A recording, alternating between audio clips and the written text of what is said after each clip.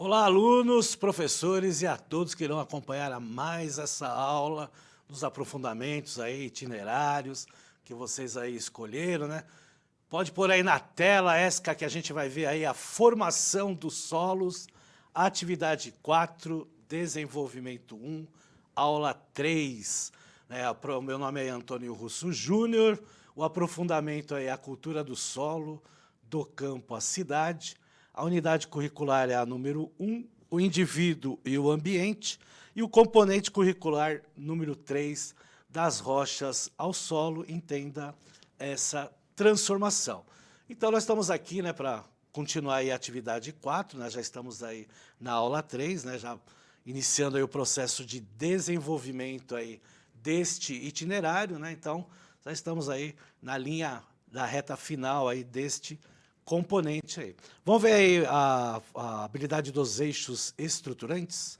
Está aí na tela para vocês, as habilidades aí de ciências humanas sociais aplicadas, referência aí da investigação científica, habilidade 01, 02, 03, 04, 05 e habilidade 06. Eu sempre lembro aí a vocês, né, que essas habilidades aí estão descritivas aí no nosso mapa, que é o material de apoio pedagógico aí que os professores utilizam na sala de aula, tá certo?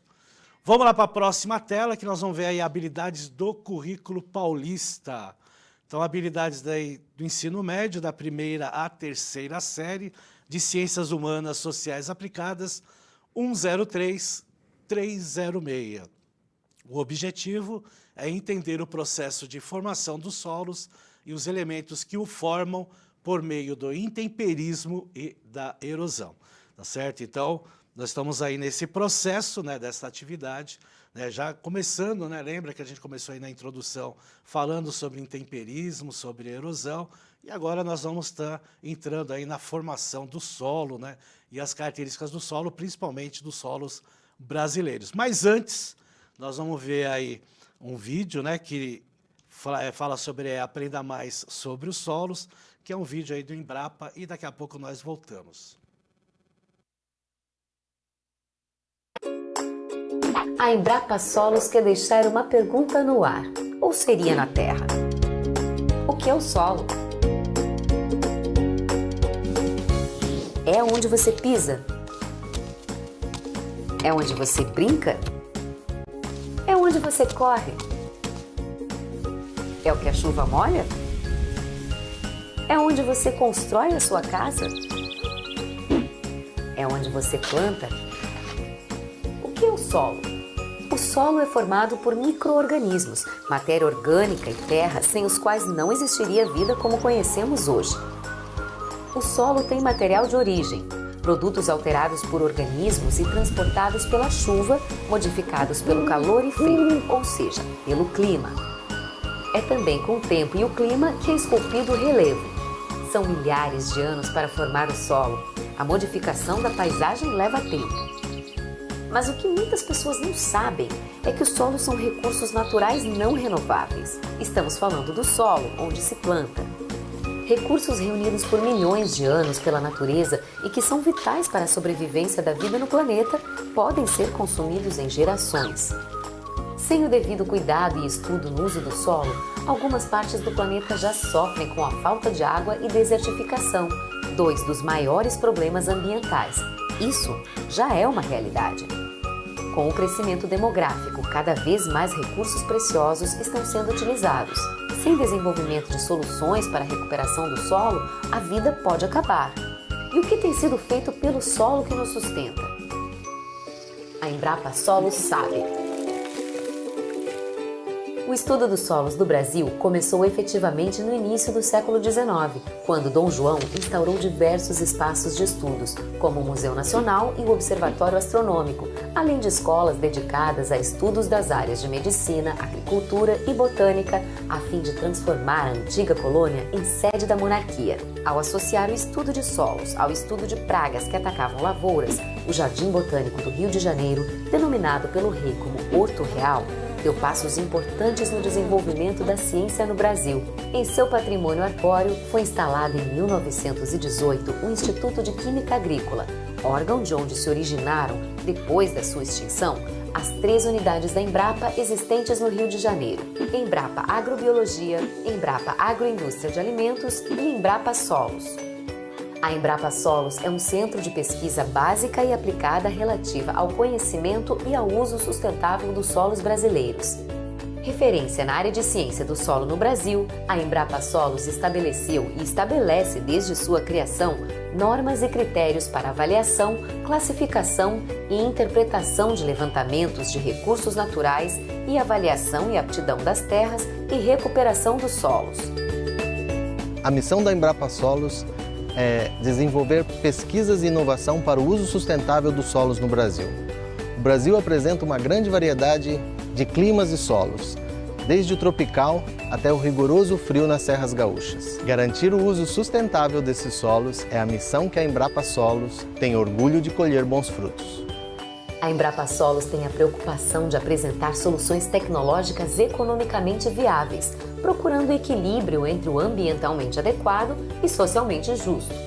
Da parceria com instituições públicas e privadas do Brasil e do exterior, são geradas pesquisas que buscam solucionar grandes problemas nacionais, desde o mapeamento do solo ao planejamento do uso da terra e a recuperação de solos degradados ou contaminados. De zoneamento agropedoclimático a tecnologias de uso sustentável dos recursos do solo e água em sistemas produtivos. Ou seja, o solo em que você pisa, brinca, constrói e planta tem história, desafios a serem superados diariamente.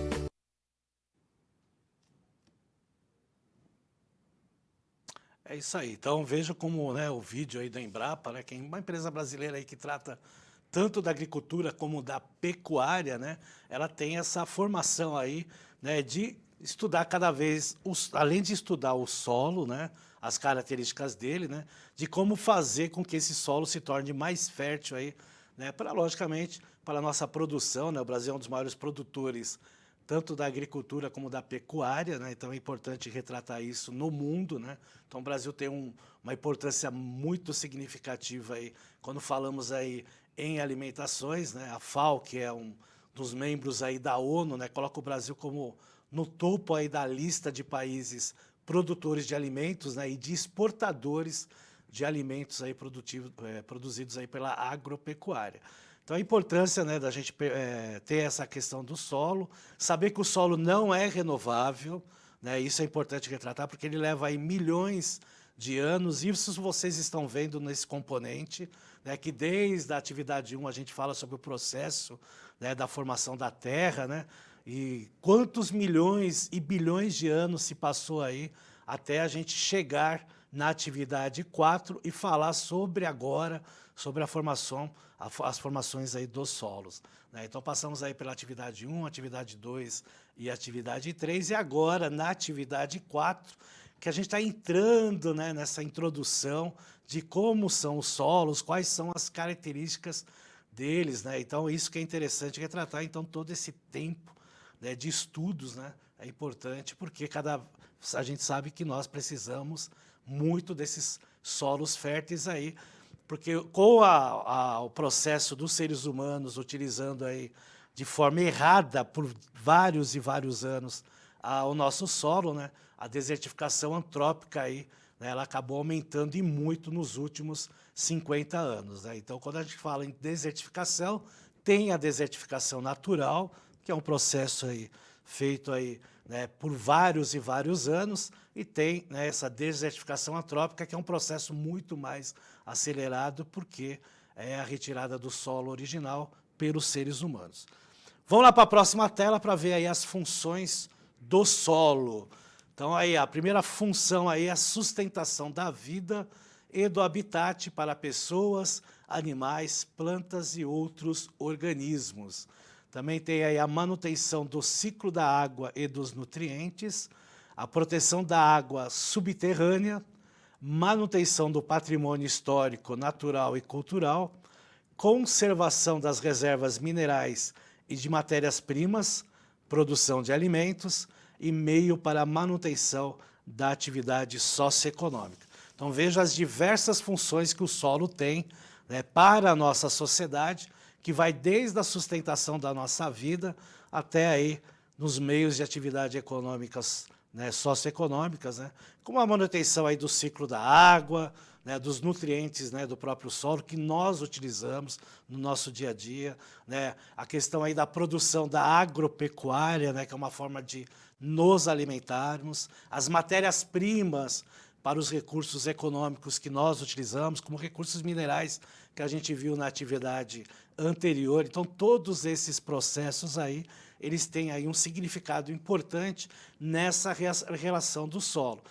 Só que assim, cada solo tem as suas características, né? Então é importante retratar isso. Então, quando a gente fala assim, retirada de recursos minerais, nem todo o solo que nós temos aí no mundo, né, tem os mesmos recursos naturais. Alguns países têm muitos e uma diversificação muito grande aí de recursos naturais, mas tem outros países que têm menos. Então, por isso, essa relação aí entre os países aí de exportação e importação de recursos minerais, na qual o Brasil, da mesma forma dos alimentos, também tem essa relação aí de ser um dos maiores produtores e exportadores de recursos minerais, né? Então, a gente vê que a importância, né, da manutenção do solo original, né, pelos brasileiros e para outros países é de suma importância tanto no aspecto alimentar como no aspecto de matéria-prima, né, para o desenvolvimento econômico do país, né? Então, além de precisar da matéria-prima, né, tanto a indústria como toda a sociedade em si nessa relação. E o interessante é que ele retratou a questão do patrimônio natural, né, que a Unesco, né, tomba, né, esses patrimônios, o próprio Brasil com a CONDEFAP também tomba certos patrimônios naturais que nós temos aí, que tem muito a ver, né, com essa relação, né, de manutenção do solo original nessas regiões aí, tá certo? Vamos lá para uma tabela que mostra aí a classificação de solos que é feita aí pela Embrapa, né? Então, nós temos aí, esses solos são solos que nós encontramos no Brasil. Eu coloquei a setinha azul nos 3 principais solos que nós temos aqui no país, né? Começando aí com o neossolo, que é um solo pouco evoluído, com ausência aí de horizontes B, né, que a gente viu aí nas aulas anteriores, predominando aí características herdadas do material orgânico. E aí nós vamos lá para o nitossolo, né, que é um solo bem evoluído, né, que tem lá argila caulinítica, óxido e hidróxidos, fortemente estruturado, estrutura em blocos, apresentando aí superfícies brilhantes, né, que chama aí de serosidade, que a gente vai ver mais para frente.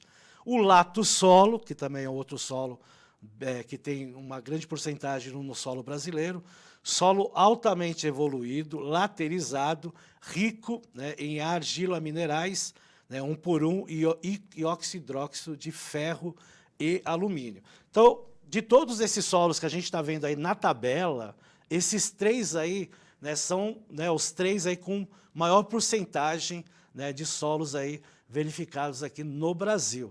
Então, é importante. Nós temos também lá o vertissolo, como diz lá, o cambissolo, né, charnossolo e outros solos aí, né, que vocês depois aí podem trabalhar na aula, né, na própria sala de aula, fazendo aí, né, alguma orientação para os alunos com trabalho de pesquisa, né, e pesquisar mais, né, para qual utilidade cada solo, né, tem, né, que o Embrapa classifica, né, tem até um link aí abaixo, que é a fonte que eu utilizei, né, que tanto os alunos como os professores podem utilizar. Mas é que a gente fala, né, o Brasil ele tem uma extensão territorial muito grande, pode voltar aqui para mim, Esca, né, nessa questão aí do território ser, né, tanto latitudinal como longitudinal, né, bastante, né, mais de 8,5 milhões de quilômetros quadrados, né, então, né, ele tem também, né, a questão aí da diversidade dos solos, né.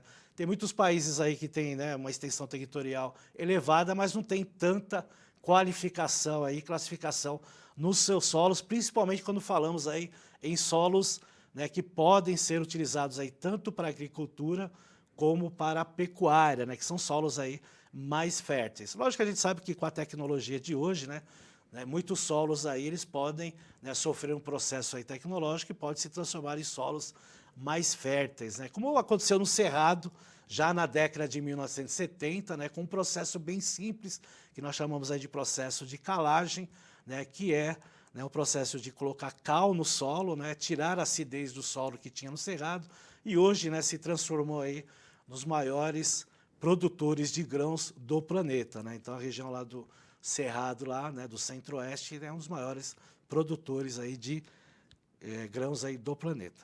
Vamos lá para o mapa dos solos aí agora, né? A gente viu lá as características dos solos, né? Demos aí, né, os principais solos aí, que é o neossolo, o nitossolo e o latossolo no Brasil, né? E aí a gente vê, né, a distribuição dos solos brasileiros, né? Então, é bem distribuídos, né? A gente vê aí com solos, ó, por exemplo, o latossolo, que está em laranja, né? A gente vê a quantidade aí, né, desse tipo de solo que nós temos aí no Brasil, né? Por isso que foi citado aí para vocês, né? Então, nós temos aí também o nitossolo, né, que também tem, né, uma boa quantidade aí, né, nas regiões aí distribuídas aí pelo Brasil, né? Logicamente numa menor quantidade, né? E também lá nós temos aí o latossolo, né? O latossolo que eu já citei, nós temos o neossolo, que também aí está em cinza, né? É importante aí também ver pela cor, né? Na cor cinza ele também mostra esta relação. Então nós temos aí, a gente observa aí na imagem, né, tanto na cor laranja como na cor cinza, né, principalmente falando aí do latossolo e do neossolos, né, bastante quantidade aí em porcentagem, né, e o nitossolo, né, numa porcentagem menor, né, que está lá num marronzinho mais escuro, mas também a gente vê, né, claramente a distribuição deste solo. Agora, nós temos outros solos, né, o argissolo, né, que está lá numa parte, né, uma cor mais clareada, tem principalmente na região norte, né, a gente vê lá na floresta amazônica, né, e alguns pontos aí distribuídos aí pelo Brasil, né, mas vejo aí, né, a quantidade, né, de classificação de solos, né, que foi feita aí pela Embrapa, né, sobre aí os solos brasileiros, né? Então é interessante isso, né? Então dá para fazer um estudo sobre, né, a quantidade, né, a porcentagem de cada solos, né? A gente viu lá os 3 principais que nós temos aqui no Brasil, né, que é a questão do neossolo, do latossolo, né, e do nitossolos, né? Mas também, né, as características de cada um, né, e o que a gente consegue usufruir desses solos aí pelas suas respectivas características, né? Uma agropecuária, né, mais intensa, né? Uma retirada de recursos minerais, né? Então, um estudo aí seria legal ser feito aí, né, pelos professores aí junto com os seus alunos em sala de aula, né, se baseando aí nessa aula aí, né, do desenvolvimento 1 da aula 3 da atividade 4. Vamos lá para a próxima tela, que a gente vai ver, né, a condição de qualidade do solo da região metropolitana do estado de São Paulo, né? Então, a região metropolitana de São Paulo ela é complexa, né? Tem uma diversificada estrutura industrial e de prestação de serviços com áreas contaminadas, além de manter áreas agrícolas e fragmentos de matas localizados principalmente nas serras de Paranapiacaba e da Cantareira, tá certo? E aí nós temos aí, né, as partes vermelhas, né, que foram regiões aí que foram tirados aí, né, que são chamados aí ponto de coletas de amostras, né? Então o que a gente observa, né, as partes aí azuis são as partes de regiões mais hídricas, né? Os verdes mais escuros são as regiões de mata, né? E a Mata Atlântica, principalmente aí na faixa litorânea, né? Nós temos pontos agrícolas que aparecem aí numa coloração, né, de um amarronzado bem claro, né? A região que está num clarão aí no centro é a região de povoamento, né? Então vejo, né, que a parte central aí da região metropolitana de São Paulo, principalmente na capital, é uma região aí de desflorestamento, porque vem desde a época da colonização, né? Já no início do século XVI, já veio esse processo aí que começou no litoral, né, lá nas regiões aí de São Vicente, né, e foi se expandido aí pela capital de São Paulo e, obviamente, por todo o território aí da região metropolitana de São Paulo, que abrange, no total de 39 municípios, incluindo, né, a principal cidade, que é a cidade de São Paulo. Então, a gente observa no mapa que ainda temos, né, os verdes escuros aí, né, como sendo aí as matas originais aí, que é a Mata Atlântica, né? O clareamento já mostra aí processos agrícolas, né? O verde claro e o mais clarinho lá já são de regiões, né, com potencial agrícola, mas também tem uma vegetação. Então, de novo falando, a parte mais central, que é aquele, né, a parte mais clara, é uma região mais povoada aí. Então, é onde houve lá a concentração do desflorestamento da região metropolitana de São Paulo, onde concentra aí a maior população da região metropolitana de São Paulo. Isso a gente está dando exemplo do Estado de São Paulo, né, porque é uma referência para as nossas aulas, porque nós fazemos parte aí, né, do Estado de São Paulo. Pode voltar aqui para mim, Esca? Então, está aí. Ó. Então, essa relação do Estado de São Paulo, né, a gente sabe que boa parte aí da Mata Atlântica ela foi desmatada, né, cerca aí de 93% a 95% dessa área foi desmatada. Boa parte da Mata Atlântica original está, né, em unidades de conservação, né, de parques ecológicos, até de reservas extrativistas, até com comunidades tradicionais que nós temos aqui, né, que até é legal também de fazer um trabalho, né, com os alunos sobre a preservação aí da Mata Atlântica junto aí com as comunidades tradicionais. Vamos lá para a próxima tela, que tem um outro mapa muito interessante também, que fala sobre a suscetibilidade da erosão hídrica, né? Então, quanto à erosão hídrica. Então, o quanto, né, é suscetível esse solo relacionado aí com a questão das águas. Então, os que estão em verde mais escuro, né, é que é muito baixo, né? Então, a suscetibilidade dele é muito baixa, né? Então, ele tem uma sensibilidade com a questão hídrica bem menor. O que está em verde um pouco mais claro é baixa, né? E aí a gente tem o amarelo em moderado, que pega aí boa parte do Brasil, né? Pegando aí todas as 5 regiões do Brasil, todos pegam na realidade, né? Mas a gente vê uma maior abrangência aí nessa faixa moderada, né? E aí a gente vê a questão do alta e muito alta em alguns pontos interessantes, né? Na faixa litorânea do Brasil, até por causa do povoamento, né, a gente acaba, né, vendo que, né, a mata original ela sai, o solo também ele é degradado, né, e aí há uma permeabilização do solo, né, o que acaba prejudicando, né, a entrada da água, né, então o processo de erosão hídrica também é forte, né, por isso que fala aí na questão de moderada, alta e muito alta, né, mas os pontos vermelhos, vejam que são pontos aí significativos em todo o território brasileiro, né? Então, essa questão aí de ter um processo de erosão hídrica, né, relacionado aí em todas as regiões do Brasil, né, na floresta amazônica, no cerrado, né, a gente falando de biomas, né, nos campos lá na região do Rio Grande do Sul, né, nós temos aí também a Mata Atlântica, né, também que a gente vê, o próprio Pantanal também tem essa questão aí de muito alta na erosão hídrica, né? Tem que lembrar que o Pantanal é a região de área mais alagada, né? A área úmida maior do planeta, né? Então tem uma importância significativa não só para o Brasil, como para todo o planeta, né? A própria região da Caatinga, que é mais seca, tem também problemas aí de suscetibilidade de erosão hídrica. Então a gente percebe que o Brasil tem esse processo aí de erosão aí em todo o seu país, em todo o país, né, nas suas 5 regiões aí, em todos os estados brasileiros. Por isso que, né, tem que se fazer, né, uma questão de manutenção, né, uma preparação, uma antecipação aí, principalmente em épocas mais chuvosas.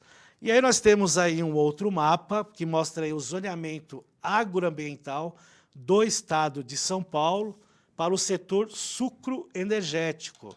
E aí é interessante a gente falar sobre isso, né? Porque tem a ver com a cana-de-açúcar, né? E a gente sabe que a cana-de-açúcar ela suga bastante nutrientes aí do solo, né? Então a gente observa, por exemplo, essa faixa que está em marrom, né, na cor marrom bem escura aí e tal, é uma faixa aí que eles dizem assim inadequado. Então assim, corresponde a unidades de conservação de proteção integral. Ou seja, é uma região que você não pode, né, utilizar por processos econômicos. Por isso que ele está falando de áreas inadequadas. Não é que lá o solo é inadequado, né? Ele também tem, né, principalmente na parte litorânea, que é boa parte é areia, né? ele é inadequado para a agricultura, mas principalmente porque é uma região preservada. Como é uma unidade de conservação de proteção integral, então você não pode utilizar como forma econômica. E isso é extremamente importante, porque essas reservas aí, elas podem ser feitas pesquisas, e aí novos descobrimentos aí de remédios, né, de seres vivos, a preservação da natureza, tanto da fauna e da flora. Então, isso aí tem uma importância muito grande nessa parte aí do nosso estado, né, que não está só na área litorânea e está em outros pontos aí do estado de São Paulo. Vamos voltar lá para esse mapa. E aí nós temos a parte amarela, que é adequado por restrições. E são restrições também ambientais, né? Então, assim, quando fala de uma aptidão edofoclimática, tem muito a ver com o solo e com o clima, né? Então, essa aí é a cultura de cana-de-açúcar, coincidência de zonas de amortecimento das unidades de conservação de proteção integral. Tá? Então, tem aí, né, uma questão aí de conectividade entre os projetos, né, feitos aí por faculdades, né, e essa relação aí, né, de experimentos, tá certo? A parte verde, adequado com limitações, né, ele também tem aí uma relação, né,